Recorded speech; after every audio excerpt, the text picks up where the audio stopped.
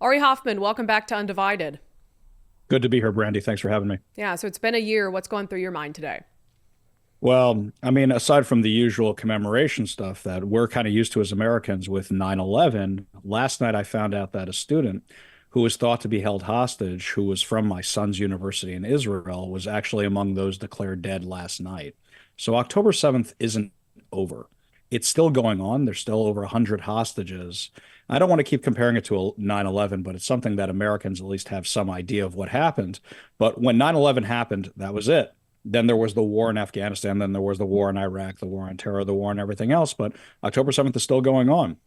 Yes, Israel has all these battles it's fighting in Gaza against Hezbollah in Lebanon and against Iran. But there are still hostages who are hidden somewhere in the tunnels of Gaza, and we still don't have them back, including a whole bunch of Americans. What do you make of, in the last year, the extent to which this horrible attack has been politicized, has been, you know, justified, not just nationally, but here in Washington state? I didn't realize how many anti-Semites I was surrounded by. I hate to laugh at that, but you always knew anti-Semitism was a thing growing up as a Jew. And I always used to tell people, oh, I dealt with so much more anti-Semitism in New York than I ever dealt with here in Seattle. Well, that just ain't true anymore. The amount of stuff we saw at University of Washington, the amount of stuff that's been exposed in the public schools, it actually makes me more thankful for people like you, Brandi, because you were always there to cover this stuff when a lot of other people in the media just wouldn't. You were always there to expose this kind of stuff, to hold people accountable. And it's really nice to have friends like you. But I look around at this stuff and I just can't believe how it's so pervasive, how it's everywhere. And what's even more shocking to me are the people who were completely silent, who were supposed to be there for us. Bob Ferguson, Jay Inslee, what? They both issued posts today for October 7th? Shut up. Where were you guys all year long? Bob Ferguson says he's going to fight against anti-Semitism. He was MIA all year. He didn't even put out a post all year long. Jay Inslee, same thing. When the stuff was happening at their alma mater, University of Washington, with the Gaza encampment, stopping Jews from walking on campuses, it's a lot of empty, empty words. And unfortunately, a lot of Washingtonians just aren't paying attention. They say, what does this have to do with me? It's thousands of miles away, some war I don't want my tax dollars going to. Why should I even care? It's not thousands of miles away. It's right here in our state, in our cities. Yeah, and to the extent to which I think one of the things that's been surprising to me is like how acceptable clear acts of anti-Semitism have been. And I mean, for instance, I don't know if you, I'm sure you did, that in Issaquah, students are planning a walkout for today. In pro-Palestine walkout, there was the Bellevue elementary teacher the other week who was trying to justify a swastika that had been painted on the building. What do you make of that? The extent to which these clear, anti-Semitic bends have been sort of normalized. Well, it's not just Issaquah High School. I mean, they're planning on walking out of close to 20 schools, God. including high schools and colleges today. And we'll see how many of them actually do it. But it's been normalized because our elected officials don't do anything. I reached out to OSPI's office to get something from Chris Rakedal today. I got a nothing burger. Reached out to Jay Inslee's office, got a nothing burger.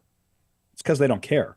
And in some cases, like Bob Ferguson, they're actually being funded by organizations like CARE, the Council for American Islamic Relations, which was an unindicted co-conspirator in the largest terror trial in U.S. history, the Holy Land Foundation trial. So I look at this and I say, people just want power and they want the donations from whoever they can get them from. They want the votes from whoever they can get them from. And I remember when I was running for office, there were I had to cave on my values, to cave on my morals, and I wouldn't do it. And for anybody who's running for office, political consultants are useless. Don't hire them. But I remember a whole bunch of them trying to get me to say things that just weren't me. And I just wouldn't do it. And I lost my race, but I can be proud of that because I didn't compromise my values. And look how many people we have with compromised values, compromised integrity. Yeah. On the flip side of that, over the last year, have there been any politicians or leaders, not just locally, but nationally or globally, that have you believe really met the moment or even surprised you? Oh, absolutely. I mean, you look at somebody like Governor Ron DeSantis in Florida, even before October 7th, the amount of anti-Semitism legislation that he was passing in Florida was off the charts. He's been there for the Jewish community the whole time. Governor Greg Abbott's another one. Right here locally, Jared Neuenhouse. He's been fighting against this stuff since day one. Since day one, Travis Couture, the John Braun, JT Wilcox, when it all happened, they contacted me immediately. and they go, we don't know what to do. We know we want to do something. What should we do? And it's important also to recognize that sometimes politicians, think they're all full of themselves and they think they have the answers to anything, but to recognize when they don't have the answer. Dave Reichert, not even in office. But as soon as that freeway was shut down in January, he came out with a statement right away, said something right away. And we still haven't gotten a statement from that freeway shutdown from Inslee or from Ferguson or from Bruce Harrell or from any of these guys. Bruce Harrell, he's actually one of the worst. Bruce Harrell says all the time he's so good for the Jewish community. He lives in the heart of the Jewish community. And yet when all this happened, he wouldn't meet with the Jewish community, wouldn't talk with the Jewish community. And then finally, months later, in December, for Hanukkah, he said he wanted to go visit one of the Jewish schools for Hanukkah. He was invited to. He didn't post any pictures to his website, didn't talk about it anywhere, no press releases, nothing, didn't even have the news reporters with him, nothing, because he's afraid of what the other side might say. Yeah. We would be remiss if we didn't shout out John Fetterman too. Can you believe Senator John Fetterman who would have thought? I should not have forgotten that one. That one I did not have in my 2024 bingo card. No. I mean, I was one of the people railing the most against him, and I actually called his office, not just to say I want to have him on my show, but to apologize and to say, I'm sorry I misjudged you, and it would be an honor to have you on the show. And actually, this year, something shocking. He graduated from Harvard. He went and he spoke at the graduation of my alma mater, Yeshiva University. And while he was there, they have these different tassels and robes and stuff that you wear for graduation. I wouldn't know. I'm still a credit shy of graduating.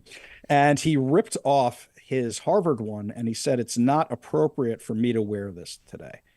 I mean, I had parents, people I've been friends with my whole life who are hardcore Republicans going, if that guy was running here, I'd be voting for him. Right? Yeah, who would have thought?